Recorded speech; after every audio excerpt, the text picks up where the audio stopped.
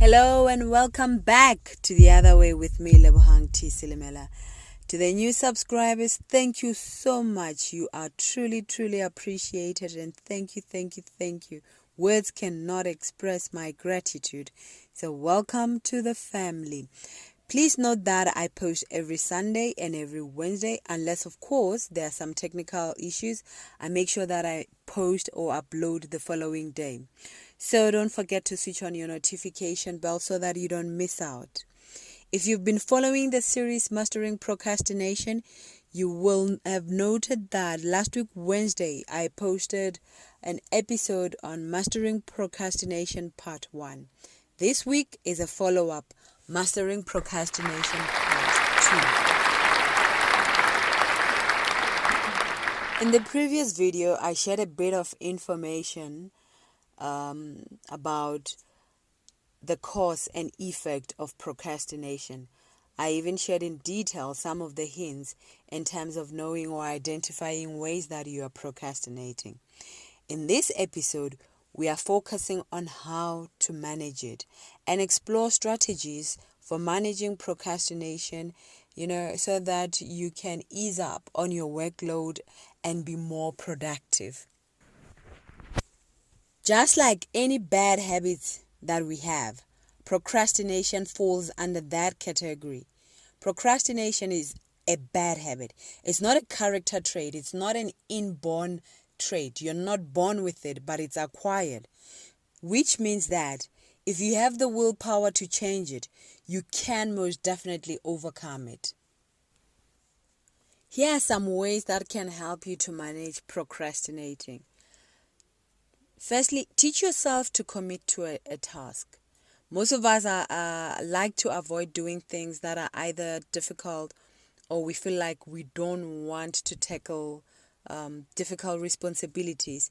And as a result, we tend to buy time. Meanwhile, we will be procrastinating.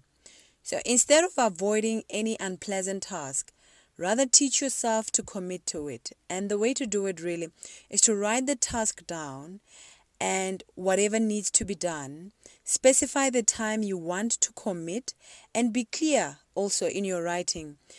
Be clear about the deadline, like for when the task is due. After that, place that note on your work desk, fridge, any other place where it's visible, where you'll be constantly be reminded of it. This way, it will help you to proactively tackle the task. Should you feel the need to throw away the paper, take a moment and ask yourself, what would be the benefit of completing the task? Strange enough, when you do that, you induce a chemical reaction of not being defeated. And as a result, you'll find yourself that you feel the need to tackle it, to tackle the task and to complete it. Trust me, it works. It really works like magic. Nobody wants to feel like a failure. So instead of scrunching that paper, you will definitely be motivated to complete the task. We've learned that the first principle of managing procrastination is to teach yourself to commit and to complete a task. So the second one is this one. It may sound a bit cheesy, but it works. Whenever you complete a task, especially a difficult one, reward yourself. I always reward myself with a treat whenever I complete a task. I find this practice to be self-motivating and fun. It helps me to realize how good it feels to complete a task, especially if it's completed on time. That's when I know that I deserve some treat. It also helps you to be more productive and to look forward in completing more work. The third practical way of dealing with procrastination is not to do things at last minute. Don't wait until the last minute. Don't fall in that group of people who say, I work well under pressure. Well, there might be people who work well under pressure, but the majority get burned out and they find themselves unproductive. So as soon as you have your to-do list and it's written down, tackle your tasks as they arise, rather than waiting for the last minute or for the list to build up. You'll be doing yourself a disservice when you do that. Because remember, the minute your workload piles, you are going to feel overwhelmed, and naturally you will start procrastinating. So the best way is to act quickly so that you don't find yourself postponing things. That way you will be more productive. And the fourth way of managing procrastination is to be positive about your work. When you're positive about your work, it will help you to feel in control. Because a positive outlook helps to build self-confidence, and it also accords you the power to tackle whatever task in a positive manner. Also, what this does to your psychological being, it makes you to feel like you have made a choice. And whenever you do something from a point where you have chosen to, it doesn't feel like an obligation. You are able to do it with ease and diligently so. So you'll be shocked. A positive attitude plays a critical role in doing your work. And as such, it does help to manage procrastination. Imagine trying to do something that you feel negative about. You're going to drag. Most definitely you're going to drag. But when you have a positive outlook, it is going to be very easy, a smooth sailing. And the fifth point of managing procrastination, I know a lot of you are not going to be happy with this one, is to minimize distractions.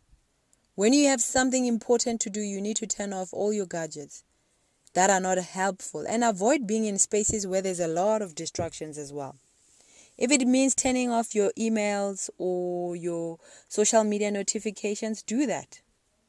Also, if it means you have to be away from people, do that. Just avoid any disruption and to focus solely and concentrate.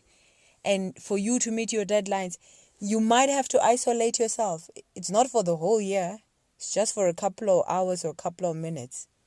But you really need to learn to minimize distractions. The last practical way of dealing with managing procrastination, I don't know if it will be applicable for you, but I start with the difficult task on my to-do list. Every time when something is weighing me down or when a responsibility it feels like it's too heavy, I start with that, and I find it to be much of a less hassle when I do that, and it becomes easier to do other responsibilities that are jotted down on my to-do list. So it might work for you, I don't know. But if it doesn't, then you will have to stick to starting with the easy ones, then end up with the last one.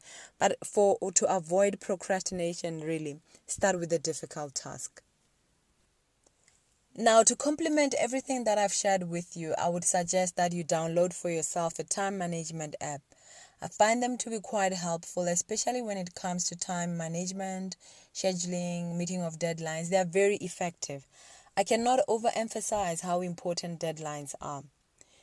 When you're setting for yourself deadlines, you're able to keep on track your achievements and your goals. And it will also help, to carry projects or duties or tasks, more than the required time. So it won't leave any room for procrastination. As you do all of this, remember that if you're doing a task for an hour, you need 15 minutes break. Anything beyond 15 minutes is borderline procrastination. If you don't know it yet, procrastination is a bad habit. It can restrict your advancement for a better life, it can restrict your career move, and it can also disrupt your schoolwork if you're a student. And it can lead to depression. So, to avoid all of this, rather be proactive and prevent it while you can. I hope this information is quite handy and helpful.